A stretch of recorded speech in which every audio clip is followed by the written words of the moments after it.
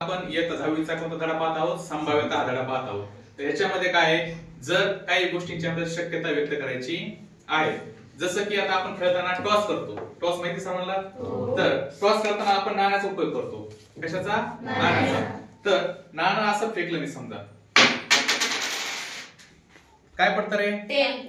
तर प्रत्येक वेळेस टेल पडेल का? म्हणजे प्रत्येक वेळेस काटा पडेल का? कधी छापा पडेल, कधी काटा पडेल. बरोबर? दोन शक्यता. एक नाणं फेकली असता किती शक्यता येतात? दोन. तर कोणत्या? छापा पडेल किंवा काटा पडेल. तर संभाव्यता धड्यामध्ये आपल्याला हे शिकायचं आहे. जसं आता आपण येणारी शक्यता आपण येस या नावाने दाखवतो. महिरूपी कंस काढू. काय पडेल? पहिली शक्यता समजा छापा जर पडली तर छाप्याला आपण एच म्हणजेच हेड म्हणतो. ती एच या अक्षराने दाखवू. जर टेल म्हणजे काटा पडला तो कशाने दाखवतो? टी. एक नाणं फेकली असता दोन शक्यता येणार आहेत ना. अजून काही नाही. इथे छापा पडेल किंवा काटा पडेल. समजलं? तर एस या अक्षराने दाखवून आपण एच, टी अशी आपण ठिकाणी संभाव्यता लिहिली आहे.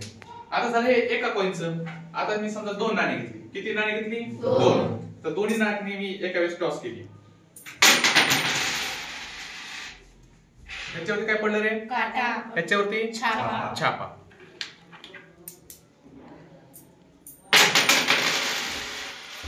ह्याच्यावर काय पडलं? काटा. ह्याच्यावर काटा.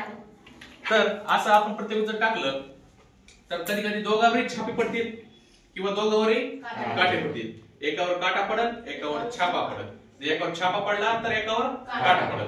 एवढे चार शक्यता या ठिकाणी आपण वर्तवू शकतो. म्हणजेच आपण चार संभाव्यता आहेत. तर त्या कशा आपण लिहूया?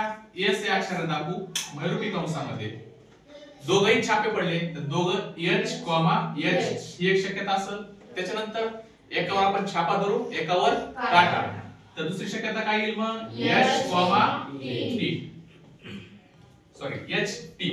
तिसरी शक्यता काय म्हणू आपण? एकावर तर काटा पडला आणि एकावर छापा.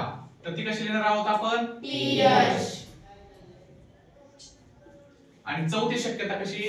टी. दोघांवरही काटा पडू शकतात. म्हणजे आपण टी आणि महिरूपी कंस बर.